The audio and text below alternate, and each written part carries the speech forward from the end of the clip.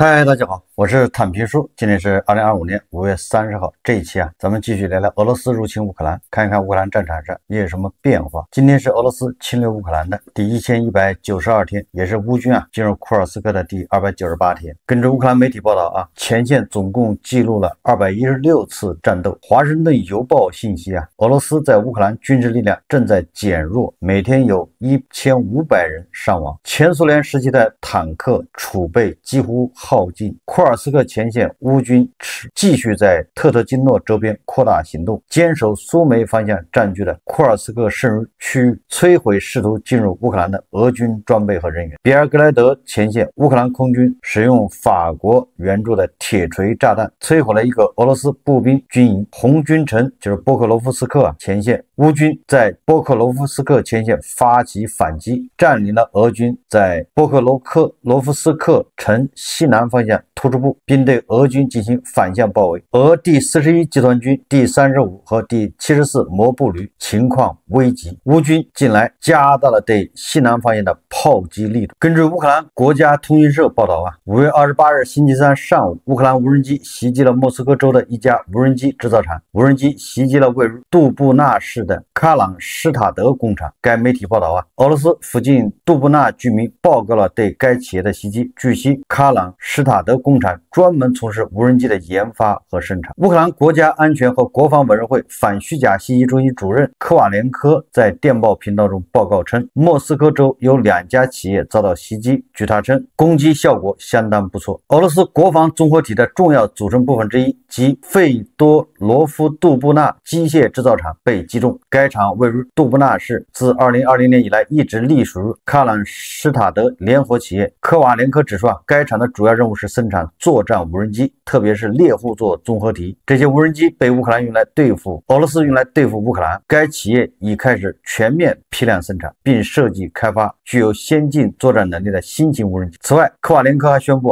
埃尔马泽廖诺格勒技术员也被击中。这是一个专门开发微电子 IT 解决方案、机器人和医疗设备的高科技集群。该技术员生产微芯片、制导系统、无人元件和无人机控制单元。俄罗斯媒体报道说5月28号，俄军少校斯塔夫罗波尔市副市长古尔齐耶夫遭遇炸弹袭击致死。报道称，事发时一熟人走向古尔齐耶夫，随后熟人携带的包爆炸致死34岁的古尔齐耶夫和29岁的熟人身亡。该男子在事发地附近租了一套公寓。古尔齐耶夫曾参与俄对乌特别军事行动，获勇气勋章和1级祖国功勋章。什么意思呢？这个古尔齐耶夫他以前是负责指挥马里乌波尔轰炸行动的指挥官，当时是上校。他现在已经转为这个斯塔夫罗波尔的市长。结果他遭到了这个炸弹袭击，而且炸死他的人呢，据说还是他的熟人。根据这个媒体报道，古尔齐耶夫当时正站在楼梯口，一名身份不明的男子手持手机，肩背背包走向他，两人靠近后随即发生爆炸，两人正在爆炸中丧生。这个古尔齐耶夫负责指挥马里乌波尔战役的空中作战。俄罗斯国防部宣传称，古尔齐耶夫改进制导导弹技术，提高了导弹的精度。据称，古尔齐耶夫亲自来到该公寓，但目前尚不清楚他来此具体原因以及他与凶手彭科夫的熟识程度。根据推测爆炸装置可能就在彭科夫身上。有一种说法认为，这个彭科夫凶手他不知道爆炸物会被引爆，可能是通过远程控制引爆。这个网上还有视频这位古尔齐耶夫这个指挥轰炸马里乌波尔的这个刽子手不管什么原因得到了他应有的下场，等于侵略者本应如。俄罗斯的这个总统普京5月29号与来自俄罗斯10多个地区的多子女家庭举行会面。在这个会上普京说2014年克里米亚与俄罗斯的统一是基于克里米亚和塞瓦斯托波尔民众回归历史祖国的强烈愿望而实现的。大家看视频Вот вы вспомнили по 2014 год, ведь прежде всего все, что произошло, связано с позицией людей, которые там проживают. Я бы никогда не стал делать то, что было сделано, если бы не увидел, не почувствовал желание, стремление людей вернуться на родину, на свою историческую родину. И именно мы реализовывали стремление людей вернуться в состав Российской Федерации, что и произошло по их, по сути дела, по их решению. Россия только поддержала людей, крымчан и севастопольцев,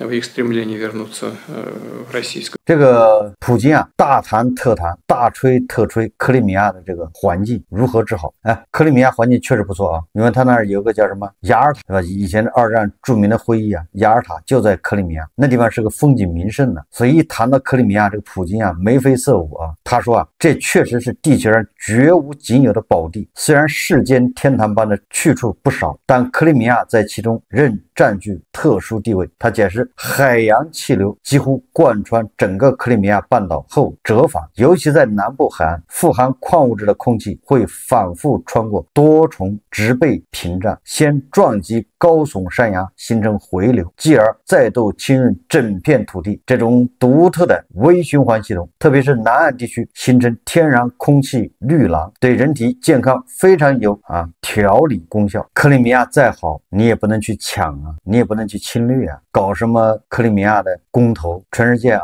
没几个国家承认这种流氓行径啊，就因为人家那儿环境好，他就要抢，这种逻辑啊，对吧？这种心态让俄罗斯成为这个世界啊当今21世纪的，对吧？一个祸害。他看中的土地，看中的港口，你就得给他，不给他他就自己拿。如俄罗斯，对吧？接壤的这10几个国家，哪一个国家没有被俄罗斯侵略过？可以说他是血债累累。理由啊大同小异。按照普京的理由啊，那外蒙古就是他们自己决定独立的，不知道这个黄俄能不能接受啊？唐努乌梁海那个地方的风景自然资源那也非常不错啊。唐努乌梁海难道也是他们公投加入俄罗斯的吗？唐努乌梁海被俄罗斯吞并以后啊，被苏联呢，难道是他们要回归祖国，回归历史故土的愿望吗？唐努乌梁海跟俄罗斯人有什么关系？所以说啊，这个普京的言论充分的暴露了他这个面目，就是侵略者。美国总统特朗普的这个乌克兰特使凯洛格啊，他向媒体说啊，俄罗斯在对乌克兰的战争中损失超过100万人。特朗普的代表凯洛格在接受采访时表示，俄乌战争的总伤亡人数已达到120万人，这一数字超过了美国在二战中的伤亡人数。据乌克兰总参谋部统计，俄罗斯已累计约有982840人伤亡。凯洛格的声明啊，也就是说明这个美国政府，也就是特朗普的这个小集团呢间接的承认了这个乌克兰的统计啊，就是俄罗斯已经有982000人伤亡，这个数字远远超过美国在二战中的伤亡。美国在二战中伤亡，后来统计应该是40多万。这个普京啊，就为了得到几块地方，拿俄罗斯的人命不当命当耗材，同时也伤害乌克兰。我们再看看这个外交以及国际援助啊，最近啊，德国的新任总理梅尔茨啊，可以说在这个俄乌战争这个舆论上面引起了这个广大媒体还有网友的关注，最主要的是激起了俄罗斯方面的愤怒。可以说俄罗斯的高官是暴跳如雷，反应非常激烈。具体什么事情大家恐怕也知道了。首先是这个莫尔茨啊，他在记者招待会上他说啊，对吧？德国、法国、英国还有美国解除对乌克兰武器的限制，想打哪儿打哪儿，作为俄罗斯不停火的回应。后来他又说啊，他说这个不限制政策早就实行了。然后他又宣布啊，德国要帮乌克兰制造远程的导弹，能打2500公里，还要援助50亿这个欧元。然后今天啊，最近啊，也就是在泽连斯基访问德国的时候啊，记者招待会上，当这个记者问梅尔茨是否已经准备好向乌克兰转让金牛座导弹，结果这个梅尔茨笑而不答，还卖了个关子，说啊存在可能性，也就是玩战略模糊。同时啊，这个梅尔茨又说啊，说这个金牛座导弹操作培训周期漫长。在与泽连斯基总统柏林会谈后啊，他转而敦促应优先落实紧急军援，并加强远程武器领域的深度合作。也就是说啊，金牛座这个事情因为还需要培训，这个时间短不了，完了之后先把这紧急的事情做完，对吧？总之啊，留下很大的一个悬念。但问题是什么呢？问题是这个各大媒体啊，你比如说啊，《金融时报》它又是这个言之凿凿的说啊，德国和瑞典联合研制的金牛座中程巡航导弹射程500公里，误差10米之内，可以在乌境内任意地方攻击到克里姆林宫，首批30枚已抵达基辅，最终将有150枚援助给乌克兰。也就是按这个《金融时报》的说法，这个德国的金牛座中程导弹啊，首批30枚已经到了基辅了，真真假假，假假真真，真作假时怎么假亦真，无为有时有行有黄无啊，就是这么虚虚实实的啊。结果让俄罗斯那边坐不住了，俄罗斯的政客是轮番上来恐吓、威胁、大骂。首先是这个梅德韦杰夫啊，又坐不住了。5月29号，俄新社报道，俄罗斯联邦安全会议副主席梅德韦杰夫表示针对西方通过乌克兰问题向俄罗斯领土发射远程导弹袭击，俄罗斯可以采取任何必要回应措施。若俄方掌握德国军事专家协助发射远程导弹攻击俄罗斯的证据，莫斯科将做出相应决策。梅德韦杰夫还强调，德国已通过参与作战行动成为乌克兰冲突一方，并认为德国再次成为俄罗斯的敌人。此外，这个俄罗斯外交部发言人扎哈罗娃曾经表示俄方将把乌军使用金牛座导弹攻击俄领土行为视为德国参与冲突。你说说这个俄罗斯的这些人为什么那么惧怕金牛座呢？一说到德国援助乌克兰金牛座，他们就炸锅了，就炸毛啊，火冒三丈。这还没完啊，这个俄罗斯的这个国际安全如国际关系专家、国防如国际安全什么研究小组的负责人呢，叫圣皮埃尔，在接受卫星通讯社采访时表示对乌提供金牛座导弹或引发严重后果，俄罗斯可能会反击金牛座导弹袭击，精准打击德国境内目标，从而引发世界大战。专家认为，英国、法国和德国政府迄今为止所做的一切都是搬起石头砸自己的脚，而且他不排除这又会是一次搬起石头砸自己的脚。首先，这会为俄罗斯回应这些袭击提供可能，即对德国境内的工厂和发射地，主要是生产设施实施精准打击，这可能意味着世界大战爆发。而有些国家根本不知道核战争意味着什么。你看，就是俄罗斯的专家开始恐吓不仅是第3次世界大战，还有核大战。也就是说，你德国只要敢给乌克兰援助金牛座，那就是第3次世界大战，核大战。俄罗斯的国家杜马国防委员会主席卡尔塔波洛夫对卫星通讯社表示如果德国决定向基辅政权提供金牛座导弹，俄罗斯将做出强硬不对称的回应。什么叫不对称回应呢？就是扔核弹呢，扔煤气罐俄罗斯的这些高官的回应除了恐吓，对吧？核武器也就这样了，赤裸裸的威胁但是有一个人的回应呢，那就非常有意思了。正在陷入被调查传闻的这个俄罗斯联邦安全会议秘书绍伊古他也对这个德国援助乌克兰武器进行了回应。他是这么说的他说德国援乌立场反复如女学生赴约前那样的紧张。他说我们也有可以解除的限制，可以对等回应。5月29日，俄罗斯联邦安全会议秘书绍伊古对德国总理莫尔茨关于解除乌克兰交付导弹射程限制的言论作出回应。绍伊古指出说德国方面的立场模糊不清，令人费解，并形象地将其比作一名在重要约会前感到紧张的女学生。绍伊古在新闻发布会上表示，这让我想起一个女学生去赴重要约会，到底解除了还是没解除。至于我们的回应，我可以说相信我们也有可以解除的限制。大家看视频Знаете, заявления много их, разные заявления. То сняли, то не сняли, то опять сняли, то опять не сняли, то сняли давно. Это мне напоминает такую, знаете, гимназистку на серьезном свидании. Так сняли или не сняли? Ну, как-то так, понимаете, сняла или не сняла. Вот. А то, что касается там нашей реакции на это, я могу сказать, что, поверьте, нам есть что снимать. Не буду продолжать, но нам есть что снимать в ответ на их снятие. 这个绍伊古举的这个例子很有意思这个女学生约会既担心对方不来，又担心对方来了乱了。绍伊古还是多为自己做做打算吧，什么时候趁普京不行了，赶紧召集会议，发动一场宫廷政变，兵不血刃，对吧？敢叫俄罗斯日月换新天关于俄罗斯人画红线这个是笑话百出按照普里戈金的说法俄罗斯人画红线画的红裤头子都没得穿了，都用来画红线画掉了。梅德韦杰夫曾经说过啊，他在推特上发，谁要敢炸这个克里米亚大桥，那么就是用核武器和平它。结果这个乌克兰人不信邪就把克里米亚大桥给炸了。正当大家都在惴惴不安，迎接这个核弹对吧爆炸的时候，结果核弹它没有爆炸，而是梅德韦杰夫那个帖子被他删掉了，就像什么都没有发生一样。普京说过啊，美西方如果援助乌克兰中程导弹，就是能打300公里的导弹，那么就是北约参战，那么就是俄罗斯就要进行反击。风暴鹰、斯卡普导弹还有陆军战术导弹对吧，四处开花，你也没有看见普京怎么反击。继德国之后瑞典政府昨天也宣布决定资助乌克兰远程武器的制造。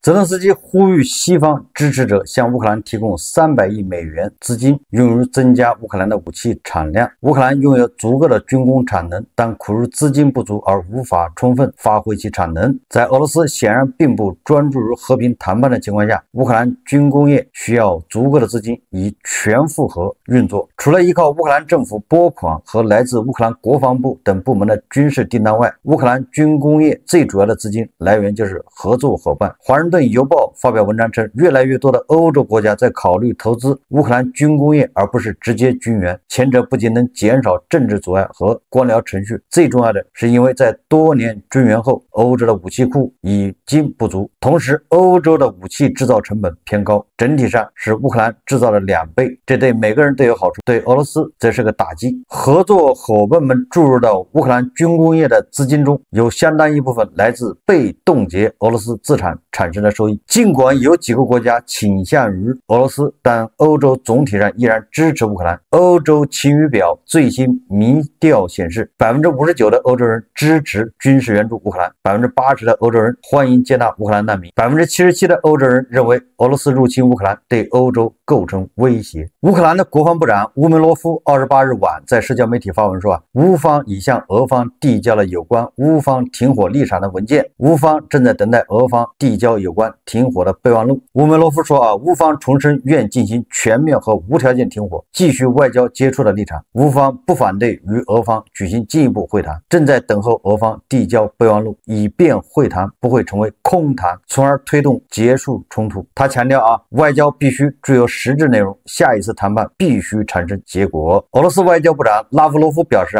俄乌第2轮谈判将于6月2日在土耳其伊斯坦布尔举行。他说，俄方已按照约定制定了相关备忘录，阐述俄方在各方面的立场，以可靠地解决乌克兰危机的根源。在谈判期间，由梅基恩斯基率领的俄罗斯代表团将向乌克兰代表团提交备忘录，并提供必要的说明。也就是6月2号俄乌双方也在伊斯坦布尔举行第2次会谈。这个扎哈罗娃他说俄罗斯不会向美国转交其关于乌克兰的和平解决备忘录草案。他说俄罗斯与美国或其他国家之间没有就交换文件的条件进行任何协议。他说，我们的代表团是5月16日在伊斯坦布尔举行的俄乌直接谈判中达成的协议形式，也就是这个俄罗斯他的这个什么和平解决的备忘录草案不会给美国的，他们直接给乌克兰。这是什么意思？几个意思这是想把特朗普踢到门外去根据英国媒体披露说普京结束冲突的条件，西方需要书面承诺停止北约东扩，并解除对俄部分制裁。路透社28日报道说，3位了解谈判情况的俄罗斯消息人士透露，俄罗斯总统普京结束俄乌冲突的条件包括要求西方领导人书面承诺停止北约东扩，并解除对俄罗斯的部分制裁。普京希望西方国家做出书面承诺，不会让以美国为首的北约东扩，这意味着正式排除乌克兰、格鲁吉亚、摩尔多瓦及其他前苏联加盟共和国加入北约的可能性。上述消息人士称俄方还希望乌克兰保持中立，解除西方对俄部分制裁，解决西方国家冻结的俄罗斯主权资产问题，并保护乌克兰境内俄语使用者。路透社报道称克里姆林宫以及北约方面均未对此做出回应。根据美国《华尔街日报》报道特朗普又要给普京2周时间考察，看看他是不是真心想要和平。也就是特朗普一次又一次的上当，一次又一次的失望，一次又一次的推迟，每推迟一次他就又失望一次。特朗普在白宫回答记者提问时说，他说，我们会查明普京是不是在耍弄我，如果是的话，我们的回应方式会有有一点点不同，这就是带一点威胁了啊。他说，但这大约需要1周半到2周时间，他们似乎要达成某种协议，但在文件签署之前，我无法告诉你具体情况，也没有人说得准。按照《华尔街日报》的说法啊，那就是美国总统特朗普淡化了对俄罗斯实施新制裁的可能，因为他又往后推了2周嘛，2周以后啊，说不定他又会找到一个借口，继续再推迟2周。面对特朗普的这种反复无常啊，面对特朗普的这种软弱啊，就对俄罗斯软弱啊，普京是越来越嚣张啊，越来越胸有成竹，越来越胜券在握。那我们就看6月2号在伊斯坦布尔，俄乌双方第2次会谈能谈出什么结果？大概率啊，还是一个字：崩啊！好，这期节目我们就聊到这，感谢大家收看。如果喜欢我的节目，欢迎订阅、转发，也可以在下方留言评论，谢谢大家。